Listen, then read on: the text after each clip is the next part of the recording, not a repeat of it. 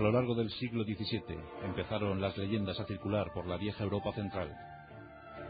Se hablaba de seres extraños, seres venidos de otro mundo.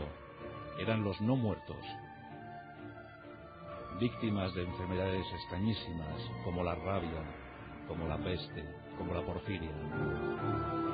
Se decía entre los aldeanos, los lugareños contaban, que necesitaban la sangre para vivir, la sangre fresca de sus víctimas. Se decía que por la noche regresaban a sus tumbas. Durante decenios, los habitantes de Europa Central buscaron incesantemente en las tumbas, encontrando esos no muertos, a esos seres de ultratumba, intentando darles muerte, quemándolos, cortándoles las cabezas, clavando estacas en sus corazones. La muerte por la enfermedad de la rabia es terrible, porque el afectado muere por asfixia, y eso provoca que la sangre no se coagule. En consecuencia, era muy habitual que algún muerto por rabia, una vez desenterrado, una vez sacado de su ataúd, mostrara signos evidentes de sangre fresca. Y es que estaba allí, el ataúd estaba impregnado de sangre fresca. En la porfiria, las uñas crecían, el pelo crecía, y el cuerpo a veces quedaba incorrupto.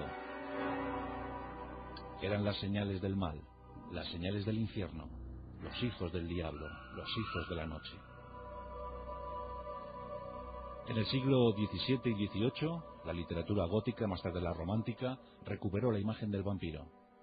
Víctor Hugo y tantos hablaron de ellos. En 1897, un irlandés llamado Bram Stoker, bien asesorado por algunos profesores, por algunos eruditos húngaros, pues escribió una obra inmortal, Drácula. Sin embargo, esa obra fue prohibida en Rumanía.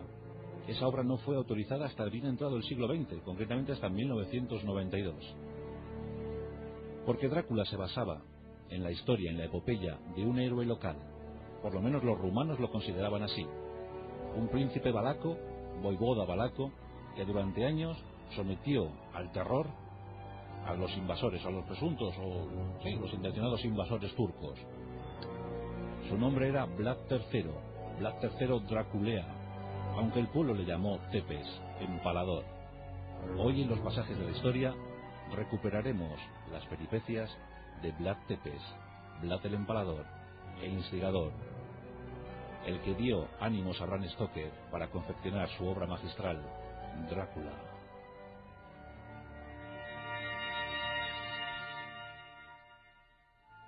Nos encontramos a mediados del siglo XV.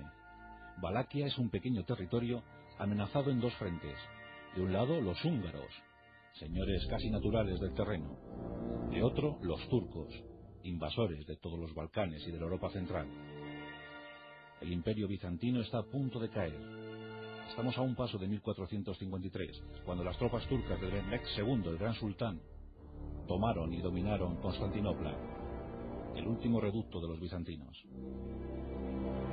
Valaquia, Moldavia y Transilvania son el germen, son el semillero de la futura Rumanía. Pero entonces no lo eran. Entonces estaban bajo la tutela del Sacro Imperio Romano Germánico. Y el que ostentaba el título de emperador era Segismundo, el rey de Hungría. Finalizando el siglo XIV, Segismundo crea una hermandad, una sociedad secreta. Caballeros destinados a defender la cristiandad y sobre todo a defender la frontera contra los turcos. Eran los Dracul, la sociedad del dragón. El voivoda valaco, Mircea el Viejo, Mircea el Grande, fundador de una dinastía, cede el testigo a su hijo, a Vlad II. Vlad II, en 1431, es llamado por el emperador Segismundo y le nombra caballero de la Orden Dracul. Es un dragón, dragón de la cristiandad contra el poder otomano. Vlad II regresa a Tergoviste y regresa muy orgulloso. Forma parte de esa sociedad, forma parte de la élite, de los elegidos. Por si fuera poco, ese mismo año, en ese invierno entre noviembre y diciembre de 1431, nace el segundo de sus retoños, el segundo de sus herederos, y llevará como nombre Vlad, Vlad III, al que todos llamarán Draculea. Ulea, en la zona, significa hijo de, Por tanto, será Vlad, hijo del dragón. Curiosamente, en Valaquia, Dracul tiene otro significado. Para los cristianos del Sacro Imperio Germánico es dragón, pero para los habitantes de Valaquia, Dracul significa demonio, diablo. Por tanto, Draculea será hijo del demonio, hijo del diablo. Qué curioso para un defensor de la cristiandad llevar ese apelativo, ¿verdad? Nacido en Sigisuara, una localidad de Transilvania. Allí nació el voivoda, el príncipe, el futuro príncipe, 1431. Los valacos luchaban denodadamente por la libertad, por la independencia de su territorio. Los serbios habían sufrido el rigor de los turcos en Kosovo. Habían perdido batallas. La frontera cada vez se hacía más pequeña. Los húngaros temían, pero los valacos eran fuertes, estaban determinados a resistir, determinados a luchar. Con un pequeño ejército conseguían, mediante pactos, mediante acuerdos, a veces incluso con los propios turcos, salvar la supervivencia de su territorio, de Valaquia. Valaquia era lo principal, lo importante. En 1444, Vlad II se ve obligado a entregar a dos de sus hijos, a Radu y a Vlad, al propio Vlad, se ve obligado a entregarles como rehenes amistosos de Turquía, del Imperio Otomano.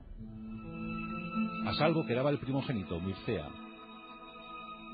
Mircea quedaba con su padre, pero los dos pequeños viajaban a tierras turcas. Y allí se formó el adolescente Vlad. Y allí vio por primera vez cómo los turcos utilizaban una de sus técnicas para llevar a cabo la ejecución sumarísima. No era otra cosa sino el empalamiento. Vlad queda cautivado, queda embelesado ante la visión de los empalados.